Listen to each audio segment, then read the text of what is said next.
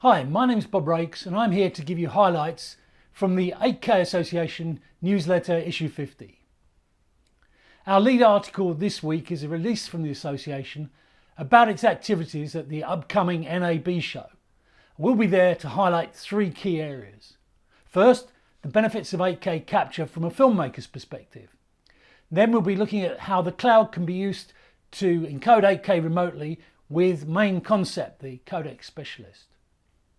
We'll be looking at how Intel enabled the encoding, packaging and distribution of live 8K content from the Tokyo Olympics. That's all the way from the cameras in Japan to consumer TVs in Brazil.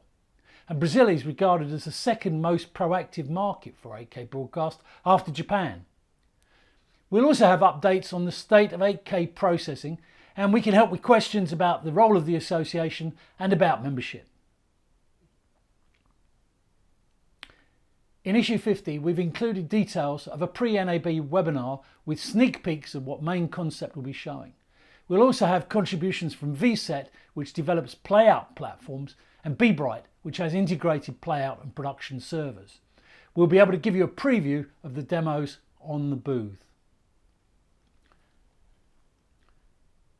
We attended the virtual Samsung launch of its 2022 TV line, which heavily featured its 8K Neo QLED mini LED backlight sets. And we've summarised the highlights for you in issue 50. There's an interesting use of AI to boost 8K picture quality and confirmation that you can play back video that's been captured on the new Galaxy A22 smartphones directly onto these 8K Neo QLED TVs.